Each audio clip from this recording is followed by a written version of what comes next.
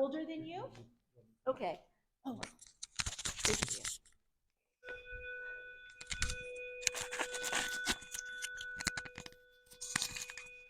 Maybe you can hear me now better? Okay. So if you have older siblings, you may have seen them take SATs, ACTs on Saturdays, maybe take them over and over again because once upon a time, not too long ago, um, admission testing was a real feature of admission in four-year colleges and universities. But there had been a growing trend to reduce the importance of taking tests to being a good college student, and colleges have relaxed the standards over the last few years. When the pandemic hit 2 years ago, it meant that a whole class of rising seniors couldn't take an admission test because everything was closed down. Many colleges obviously had to say, we don't need admission tests for the class of 22, the class of even 21, but they are now starting to change a little bit of their tunes. So we're trying to give you a little bit of a sense of the trends happening and what it means for you. In admission testing, as you're looking at colleges, and hopefully you've attended some other sessions or started your search on school links of colleges, but as you're looking at college applications for the fall, you should be looking at seeing if they need admission testing. Again, SAT or ACT. If the school says they're test free or test blind, that means that school does not want to see an admission test. They don't need SAT, they don't need ACT. Who knows which colleges or which systems are going to be test free and test blind for next year for you guys? UCs, the UC system is test free, and so now is the CSU. So we want you to know that as you're looking at your search. But if you broaden your search, other public universities, private universities, in-state, out-of-state, you will start to see the test optional, test flexible, or test suggested term. And that's the hardest part, I think, to navigate is when to know if you should take a test and what that might mean. So what do we know for the class of 2023? We know that the Ivy Leagues, Harvard, Brown, Columbia, University of Pennsylvania, Dartmouth, and Cornell and Harvard will be test optional. And Harvard is test optional through 2026. Cornell is a member of the Ivy Leagues as well. What do you think happens to college applications when students hear that some of these super selective schools are test optional? What do you think happens to their application numbers in the admission office? It skyrockets. So these are schools that are already super selective, already have a general admission rate of about less than 10%. And when applications soar, the admission rate goes further.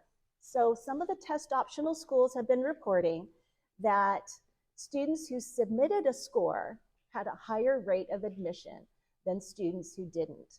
And if you're looking at super selective schools, examples like the Ivy Leagues, places like Stanford, super selective, it may be worth your time to explore taking the SAT or the ACT and moving forward on that plan to give you that little bit of a boost in your application.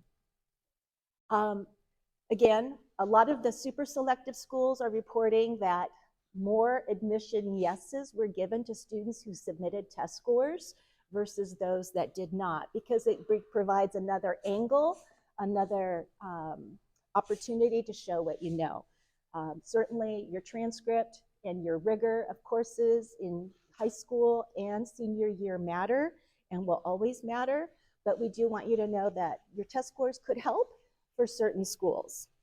Also know about super scoring. Super scoring is simply if you take a test like the SAT more than once, super scoring means that colleges will accept the best score of multiple test dates on certain components of the test.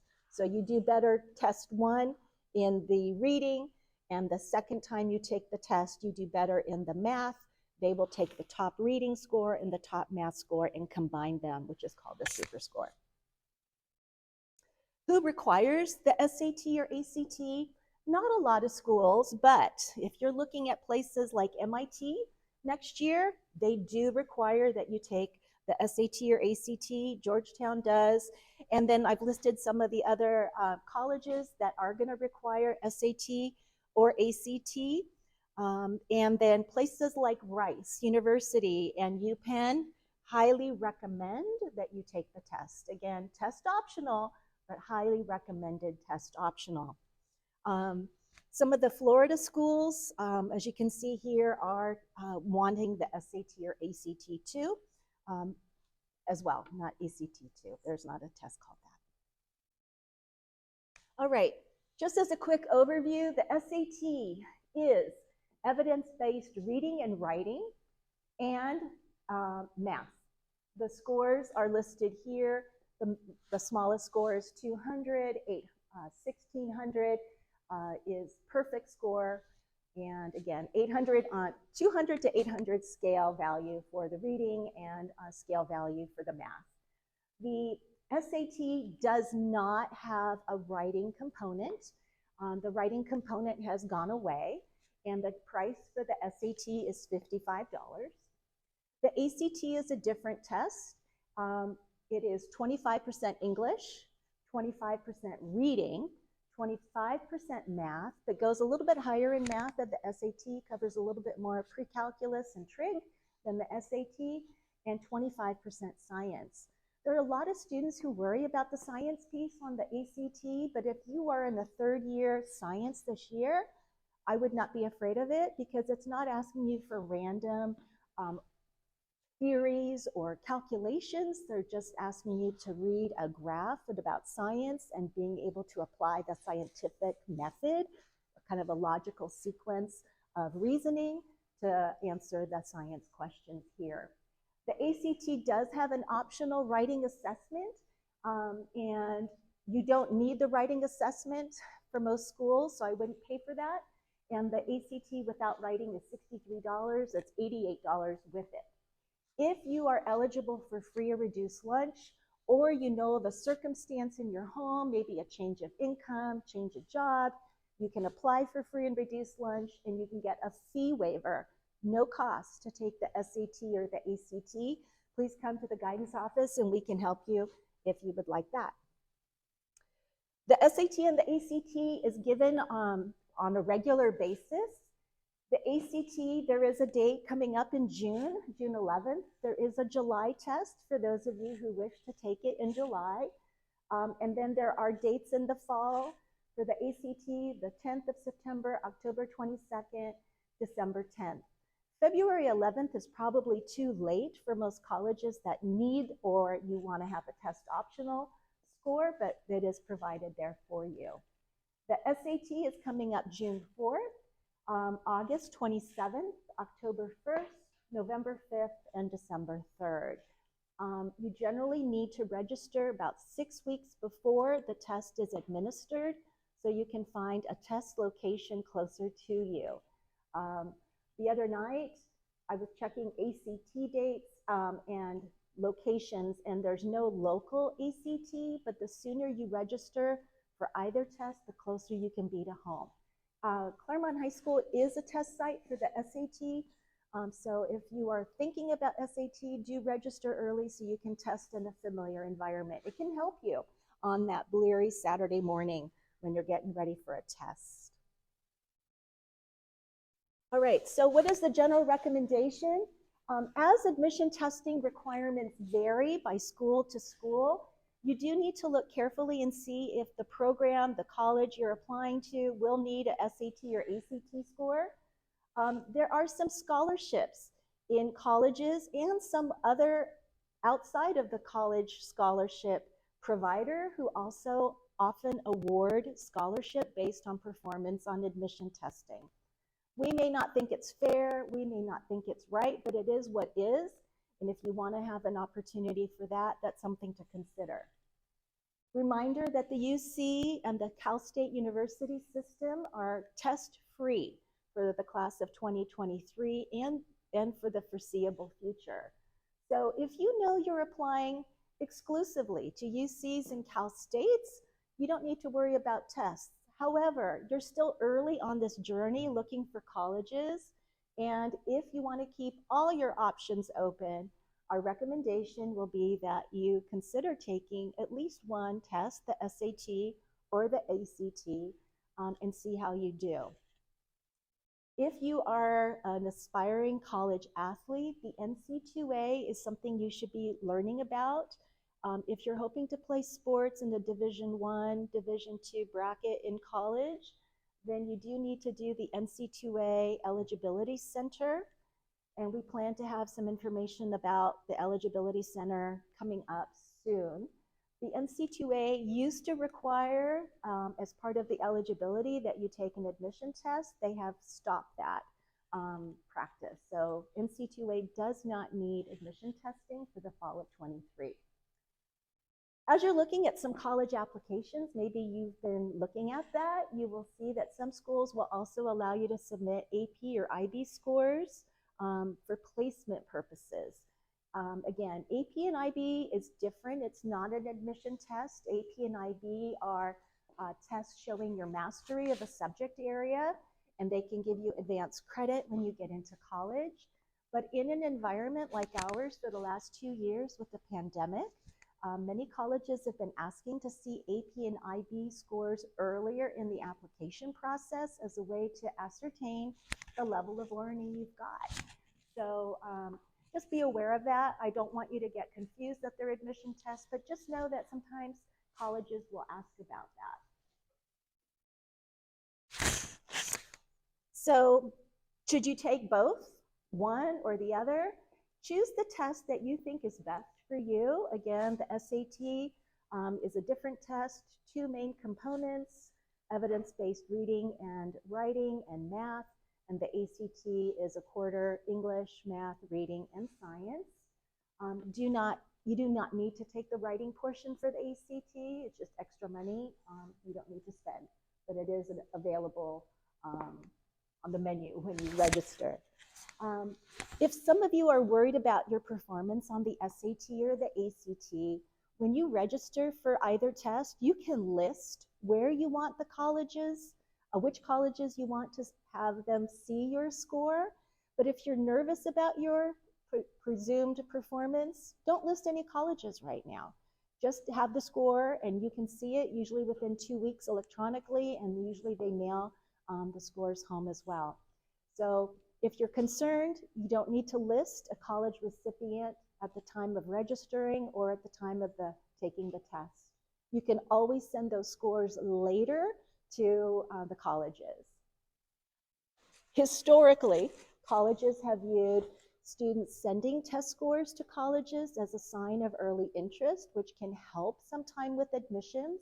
This tends to help mostly with the smaller schools, not the huge schools out there, where they admit or have a student enrollment of, in the $20,000 plus student range. But keep in mind that early interest can be a plus for you if you wish to share a score to a college you're interested early. Just like going to visit a college or contacting admissions can also sometimes help with your acceptance to a school. Just a quick reminder, the PSAT, how many of you took it in October this year? Okay, a few of you. Did all of you get your scores or an electronic notification of your scores? Anybody not get theirs? Okay, perfect. That's really good to hear. The PSAT is not a true admission test. It's a practice SAT to give you a sense of areas of strength, areas to still work on, and you can use that as a tool to help you prep for the SAT. The ACT has some free prep too, but it's not as robust as the practice for the SAT. We're big advocates of Khan Academy for SAT prep. It's free. If you use Khan Academy for school, you can also use Khan Academy for SAT prep. They have joined forces with College Board, the SAT providers, to really give you really good preparation for the SAT. And then Big Future is something you all have access to from your PSAT scores. It's a college search tool, and Big Future can be another way to look at colleges as well as school links. And they can work in unison. They're not exclusive usage. Fair Test is an organization that's been working really hard the last decade or so to reduce the impact and the requirements of admission testing in colleges. They've been big advocates for reducing that requirement. So you could look at Fair Test and see other colleges that are test-free, test-optional as well. Parting tips would be you could take the SAT or ACT late this spring or early fall to see how you do. The link for the SAT and the ACT is on the CHS website, and also the dates for the SAT and ACT are also on the the Claremont High School Counseling website. One advice is if you do testing in the fall, keep in mind that in the fall you'd be really busy with your schoolwork, any activities you're engaged in, but those college applications, scholarship applications, and testing can be an extra burden. So it might be nice to try to either take that test in August or in the summer or late this spring. June is coming up. I already mentioned Khan Academy for SAT prep, and fee waivers for the SAT and ACT are available. So please do come to the guidance office and we can help you with that. And always remember too that fee waivers also exist late next year for college applications, reducing the cost of applying to college. So if you're eligible for a fee waiver now for a test, you'll also could be eligible next year for application fee waivers, which can be very helpful. Many colleges have application fees of about $70, $80, or $90 per campus. So that could be another way to improve your chances of applying to the schools that you want without breaking the bank this early. Do you guys have any questions? Yeah. It depends. Some colleges, so colleges have agreements with the testing agencies, SAT or ACT. And some colleges will only see what you direct them to see, or depending on the agreement with the college and the testing agency, they'll see everything that you've taken. Don't worry about that. So if the college you're applying to wants to see every time you've taken a test, they're used to seeing students take tests many times, and you will not be disqualified for having it taken more than a couple times. They will generally look for trends, or if they're super scoring, give you that advantage too, taking your best score from day one test versus the best score from the second day test and combine those best scores. So don't worry about that, but it is a factor. Yeah.